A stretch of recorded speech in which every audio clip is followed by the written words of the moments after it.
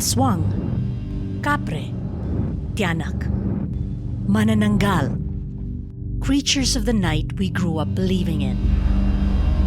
They may be real or just figments of our imagination. But to some, they are more than just stories.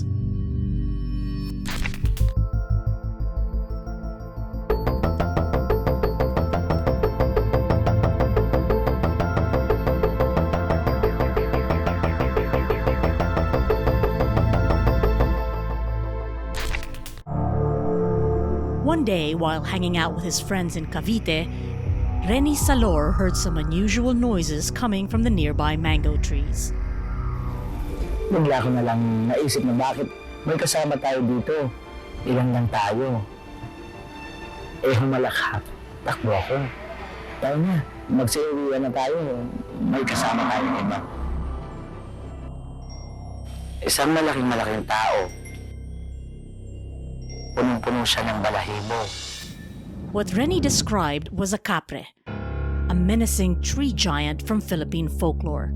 Kapres are usually described as hairy monsters who smoke cigars.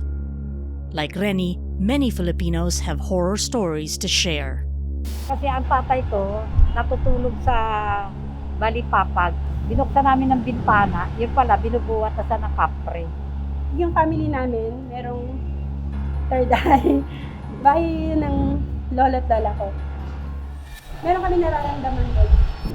To skeptics, these tales might seem unfounded or even silly. But our ancestors came up with them for a particular purpose. Early Filipinos really had a dichotomy between daytime and nighttime, good versus bad. This was translated into what we call as folklore. These are stories that are passed down from generation to generation in order to tell children why they should not go out. So they would tell children, oh, don't go out there because the momo might take you.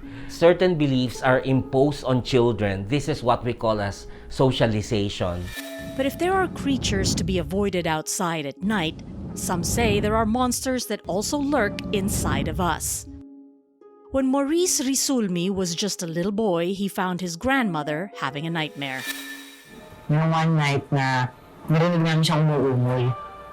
So, kinabahan kami, akala namin siyempre matanda na yung lolo ko. So, baka inaatake na or ano. So, ginising namin. Tapos the next morning, kinuwento niya sa akin kung ano na panaginipan niya. Meron daw malaking may higante daw na nakaupo sa dibdib niya. Matabang creature daw na nakaupo sa dibdib niya. Tapos hindi siya makahinga. Maurice's grandma encountered a batibat, a female spirit from Ilocano folklore. The batibat visits her victim's bedroom, suffocates them, and causes sleep paralysis and terrible nightmares. From then on, Maurice's interest in mysterious giants grew.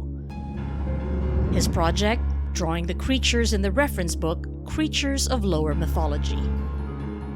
Yung makilala natin, aswang, tikbalang, kapre, maliit na portion lang sila kung titignan mo siya dun sa buong system ng mythology natin. Bawat ethnic group may sariling system.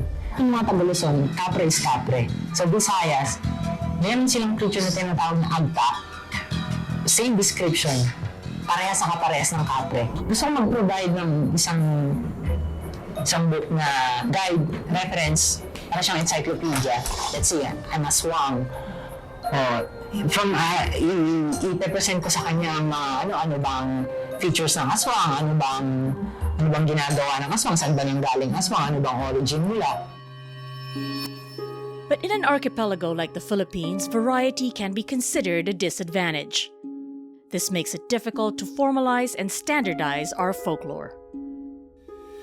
In Philippine society, many of our communities did not have writing. It's not because they don't have mythological creatures, but mythological creatures were told verbally at nighttime when they gather around.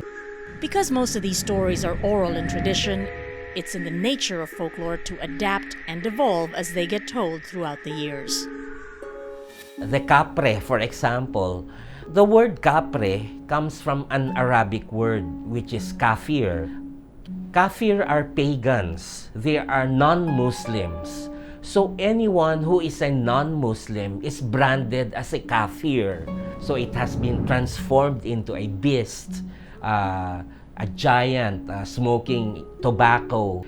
In pre-Hispanic Philippines, the balite tree was regarded as sacred. It's an abode of spirits.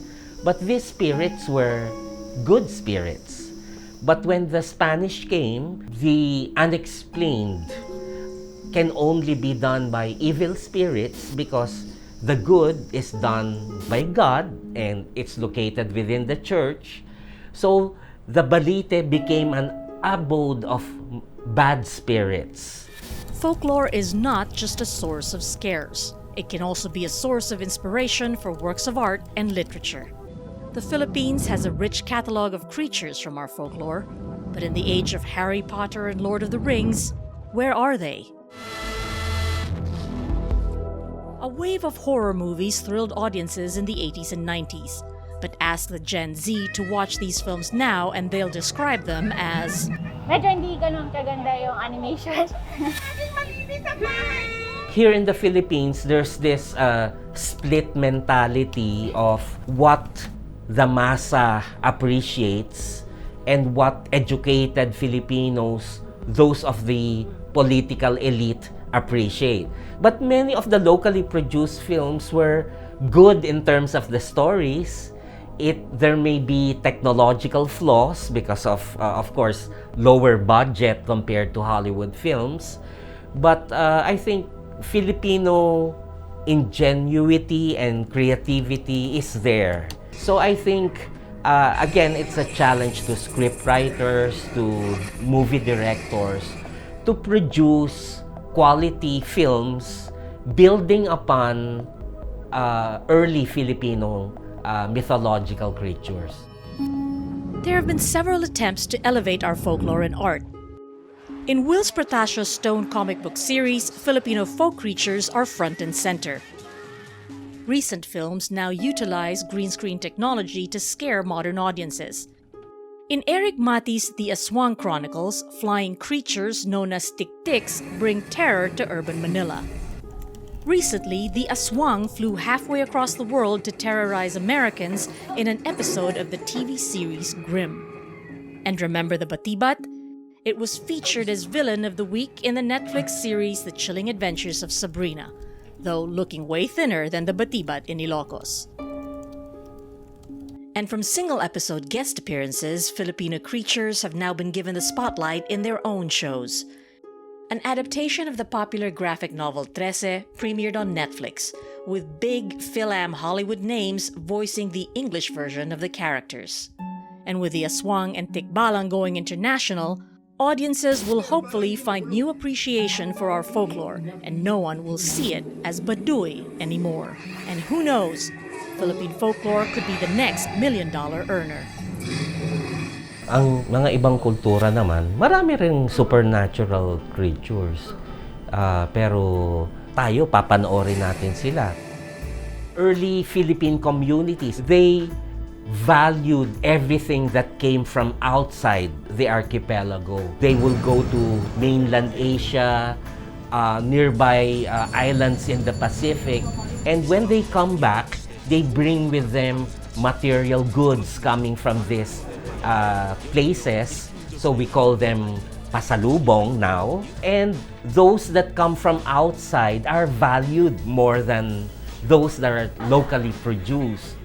The same is true with these horror stories imported from abroad. These stories about the aswang, manananggal, kapre, etc. are part of Filipino folklore. They're part of our identity as Filipinos. Many of these creatures are very unique to the Philippine setting. For example, the manananggal, you cannot find something parallel to it in any other culture. They're part of being Filipino. Let's go beyond the scary stuff. and look into why there are such stories in the Philippine setting, what is the meaning of these stories in the present generation right now. So for example, in the school, we learn about Greek mythology, but we don't study about Filipino mythology. So I think this is a challenge for the formal educational system.